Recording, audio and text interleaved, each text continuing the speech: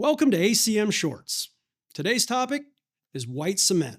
White cement is still cement. And yes, this is cement. It does all the same things. Reacts with water, goes through the hydration process, and hardens. So what makes it different? Well, if you said it's white, that's because you're a Weisenheimer. But I like your energy.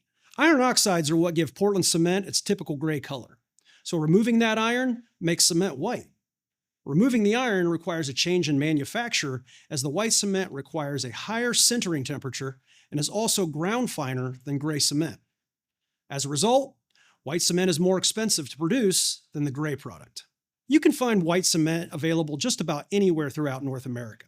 That's because what it has to offer is highly desirable among producers where colors are pinnacle, typically in premium products.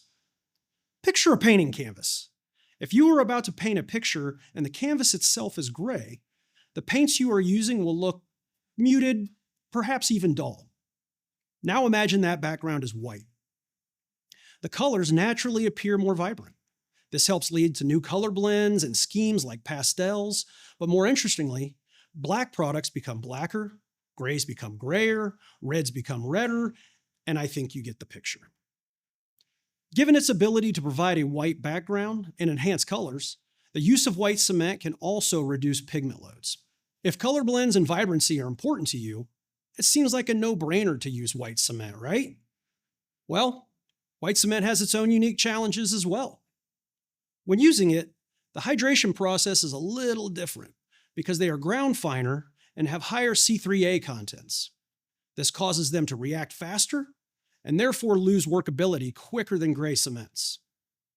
Given their fineness, white cements can be more sensitive to the exposure of moisture. If exposed to moisture in storage, clumping can take place, leading to difficulty in feeding and the formation of cement balls. If this happens, you will likely see white cement balls in the final product, as they are typically easy to spot. Proper mixing is essential when using white cements. Be sure to put more water up front in the sequence. It may also be necessary to mix longer to ensure cement balls are broken up, especially with finer mixes like those used for face mix products. Lastly, if workability is an issue, the use of a retarder may be necessary to extend the life of the mix. White cement can be a game changer for improving your product's aesthetics, but expect some changes if you choose to introduce white cement into your mix. That's it for today. See you next time on ACM Shorts.